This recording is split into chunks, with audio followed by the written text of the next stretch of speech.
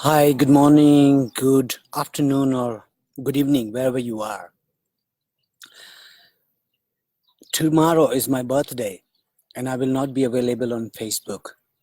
And when I was thinking about the phenomena of birthday, I had a deep longing of thanking the whole existence, thanking this body, thanking all five elements that my body is consist of, to allow me to move, to dance, and to give space and a voice to express very unique feelings and emotions, because we all are individual being. There's nobody else who has a sound of the voice that I have, and same applies for you. Our sound is so unique. Our fingerprints, the nature has made in such an exquisite way. Every single details on your palm is unique. There's no other human being who has the same kind of configuration and constellation as your finger. Your eyes is unique. So what does it say to us? This whole planet, existence, God, whatever you call it, is trusting that you are such unique being that you should be on the planet Earth and sing your song. Existence trusts so much in our individuality and uniqueness that it has given us so many different ways, something very unique and exquisite. There is no duplicate about it. You can never be produced. You have just come on this planet now. There will never be another human being like you. Will never be that. So can you feel that for a moment, that existence trusts you so much, and trust in your creativity? And then look at us, like when we go onto Facebook, Instagram, social media, what exactly is happening? The moment you see some of your friend is having more likes and have amazing photograph, a fake desire arises in us and gives, I should be like that. I should be famous. I also want to get that likes and appreciation as my friends getting, and jealousy arises. This is so much not in tune with your original nature. So today, on this my birthday, I wanted to offer a gift. What can I give to friends and lovers who are there?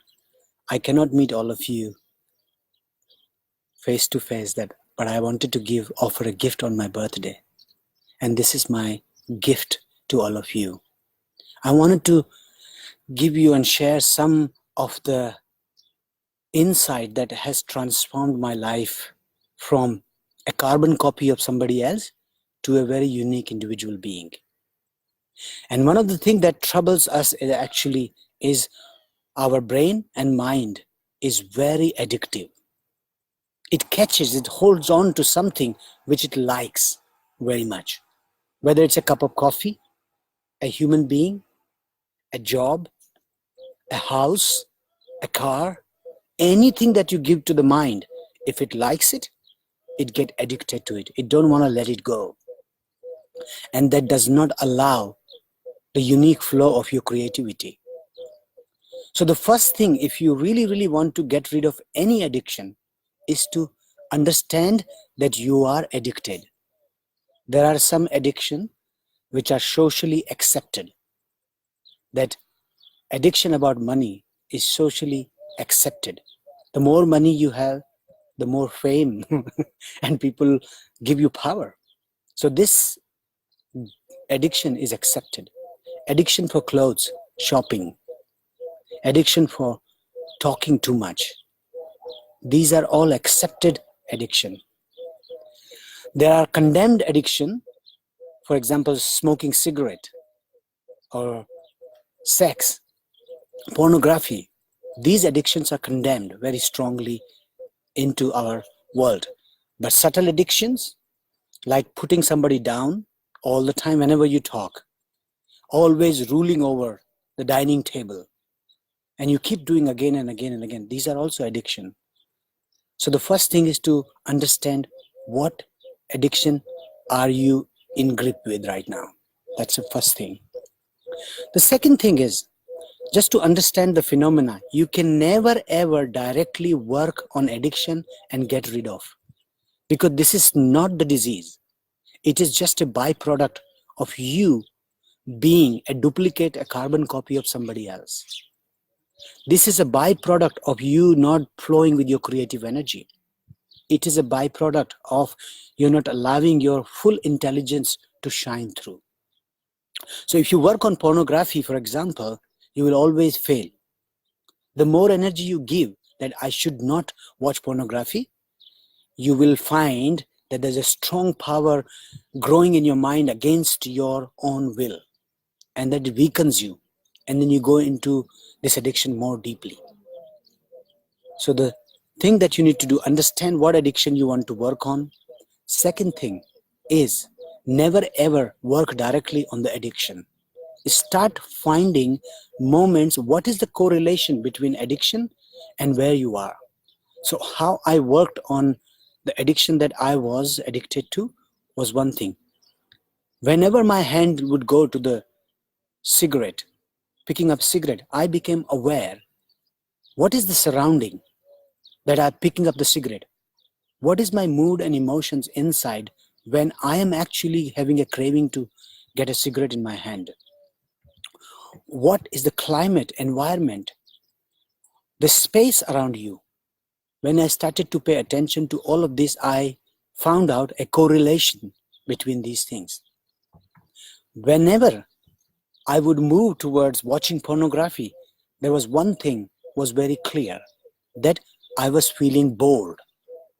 I had a lot of energy and I didn't know what to do with that energy. That was one connection. More energy and less expression of that energy. Whenever I was going to the pornography, I actually didn't like the physical space I was in. Maybe I was in a hotel and didn't know what to do in this room in the hotel. And I have a lot of energy, so what to do? My space was confined. I was not in the nature. Third thing is, my emotions were always was negative. I was hating myself. I was hating somebody else. I was not feeling flowing. So when you see these 3 or 4 symptoms comes together, it actually results into some kind of addiction. When I'm bored, when I'm feeling negative, and I don't have a space to express myself, I go into some of the addiction which will kill my energy. It may be drinking alcohol, talking excessively over phone, pornographic, or fighting with my lover or somebody. These all are the symptoms of these 3 phenomena. You don't have enough space to express yourself. You're not flowing with the creativity, your energy, and you are negatively affected by emotions. So now, after this Facebook call, if you can be aware, whenever you feel negative emotions, not able to express yourself, and there's not enough space for you to be, you know that the second thing that you would do is that you want to kill your energy. You want to release your energy, extra energy, so you can fall back into depression and almost like a slow suicide. And you can do that slow suicide through any addiction you pick it up. Smoking cigarette or pornographic, and it will release your energy. It will kill your energy. So there's a direct connection between your creativity and addiction. If you want to deal with any of the addiction, start becoming creative. And nobody needs to tell you how to be creative. All you need is like a child. If you give them canvas, colors, papers, and space, they know how to do, what to do with that energy. So allow your inner child to have space and different ways of expressing your creativity. I used to actually, whenever I would feel a longing to go on the pornographic side, I would immediately stand up and go into the nature. Even if I'm in the city, somewhere like in London or Prague, I would just step out of my bedroom and start going under the sun, under the sky, so that I have direct connection with the sky. And that really, really gave me a lot of space. I was not focused and confined on my tiny bit of energy. I was connected with the vast energy. And suddenly my energy was released in the cosmos, and I had a connection. So whenever you feel addictive, create space around you. Go in the nature. Remove all the stuff around your bedroom or on the table or the office you're working. Start cleaning up mess. And you will find that you're transforming that energy. The second thing is, whenever you feel that something is gripping you or addiction is coming closer to you, you start expanding your energy more and more. Create more space in your body. Create more space in your vertical alignment and create space outside. Understanding that creativity is the door through which you can get rid of any addiction. Can you imagine, in one hand you have some stones in this hand and you're holding on to these stones so strongly that this is so amazing, this is the most precious thing I have. And somebody comes and give you diamonds in this hand. What will happen to this hand which you're holding on, some stones and pebbles in this hand? It will simply, without any effort, open and drops. And you start holding these diamonds in your hand. You don't have to make any effort to open even this fist where you are holding on to some stones and pebbles. You just need to bring diamonds. The more precious thing or higher frequency things you bring it, the lower frequency falls down by itself. So whenever the addiction is gripping you or you are gripping the addiction, you bring creativity. And you will see the addiction falls down like a pebbles falls down from your hand. And the biggest challenge to be creative is how to be unique, how to be your own self. And that's the biggest question, the biggest challenge. The doubt is that who would like me in my unique self? Who will appreciate me in my unique way?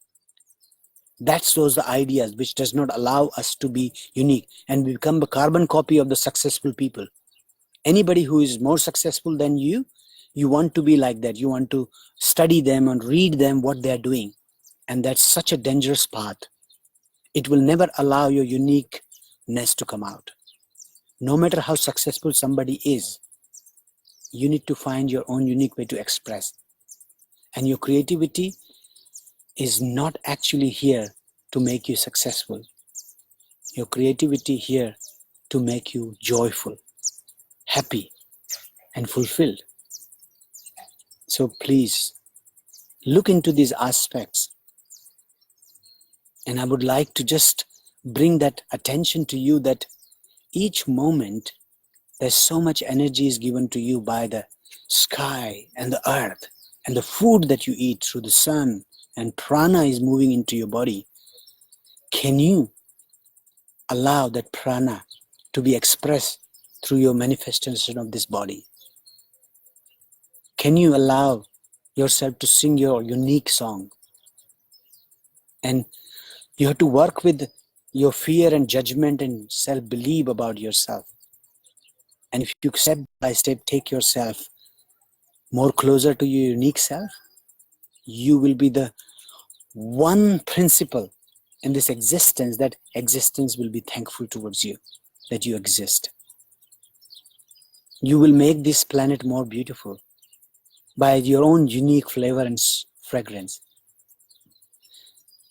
I'm here in this island, Arilas in Greece, and every day I go to this small cliff and the mountain. I walk there, and in the corner there are some wild flowers.